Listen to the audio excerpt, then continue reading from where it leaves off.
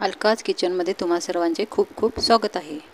आज मी तुम्हाला मऊ लुसलुशीत अशी बेसन पोळी बनवून दाखवणार आहे। त्यासाठी मी इथे काय काय साहित्य घेतले ते सांगते। इथे मी प्रथम 1 चमचाचा धणे घेतलेले आहेत। धणे मिक्सरमध्ये टाकून आपण थोडीशी भरड अशी काढून घ्यायची। मी ते 5 ते 6 लसूण पाकळ्या, हिरवी मिरची, कोथिंबीर बारीक कट केलेली आणि 1 टोमॅटो बारीक कट केलेला आहे। आता मी धण्याच्या ह्याच्यामध्येच भांड्यामध्येच लसूण आणि मिरची आणि थोडीशी कोथिंबीर आपण याच्यामध्ये टाकून भरड अशी ह्याची पेस्ट करायची। जास्ती बारीक पण पेस्ट करायची नाही, भरड अशीच पेस्ट करून घ्यायची। त्यात कोथिंबीर पण टाकून घ्यायची। आता याच्यानंतर आपण हिरवी मिरची तुम्हाला हवी त्या प्रमाणात तुम्ही घेऊ शकता किंवा त्यामध्ये लाल तिखट पण आपण घालू शकतो। आता ह्याची आपण भरड अशी पेस्ट करून घेतलेली आहे। जास्ती बारीक अशी करायची नाही, भरडसच ठेवायचं ते, म्हणजे आपली पोळी छानशी तयार होते। आता इथे मी काय केलं, एका भांड्यामध्ये 1 वाटी मी इथं बेसन पीठ घेतलेलं आहे। बेसन पीठ आपण जेवढी आपल्याला पोळी करायची त्या प्रमाणातच घ्यायचं। कांदा एकदम बारीक असा कट करून घेतलेला आहे मी आणि टोमॅटोही एकदम बारीक कट करून घ्यायचे। आता इथे मी आपण जी भरड केलेली आहे पेस्ट मिरचीची ती आपण यात टाकून घ्यायची आणि चांगली त्याच्यानंतर आपण याच्यामध्ये ओवा टाकायचा, हातावर क्रश करून ओवा टाकून घ्यायचा। धना पावडर, हळद टाकायची अर्धा चमचा, धने आपण यातच बारीक केलेले आहेत। नंतर कोथिंबीर बारीक कट केलेली आपण ती पण याच्यामध्ये टाकून घ्यायची।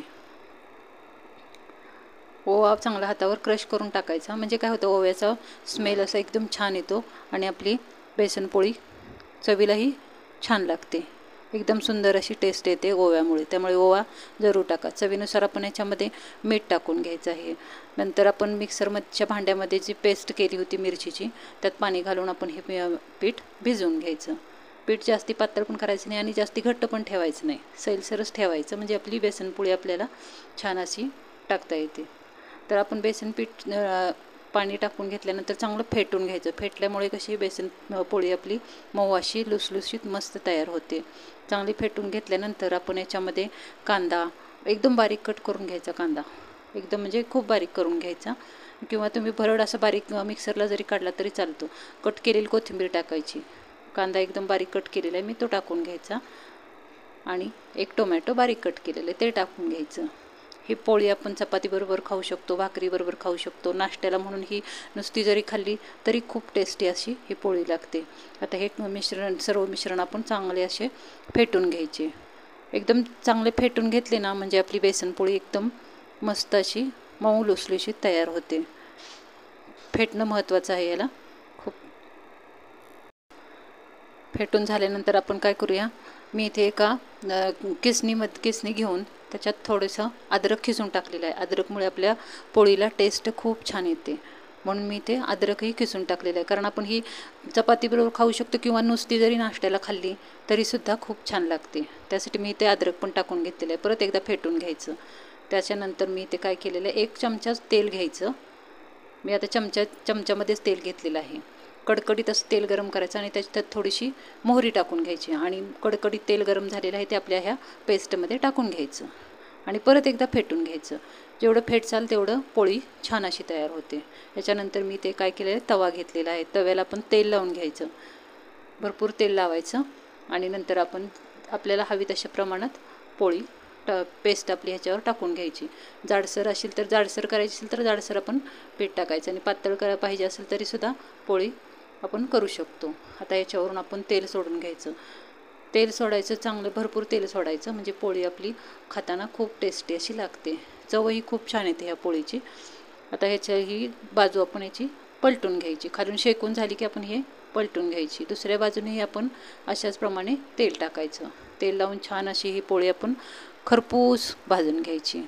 टेस्टला खूप सुंदर ही पोळी लागते, त्यामुळे तुम्ही जरूर अशा प्रकारे पोळी करून पहा। एकदम मऊ होते पोळी आणि जर कडक करायची असेल कुरकुरीत अशी तर याच्यामध्ये आपण 2 चमचे रवा पण टाकू शकतो किंवा तांदळाचं पीठ टाकायचं। ही आता मी मऊ लुसलुशीत एकदम पोळी केलेली आहे, त्यामुळे खायला पण खूप छान लागते। तुम्हाला जर तुम्ही ही रेसिपी संपूर्ण पहा आणि नंतर करूनही पहा, नंतर मला कमेंटमध्ये सांगा की तुम्ही रेसिपी कशी बनवली आणि मला कमेंटमध्ये जरूर सांगा की ती रेसिपी आपली कशी वाटली ते। आता ही दुसरी पोळी मी बनवून दाखवते आहे।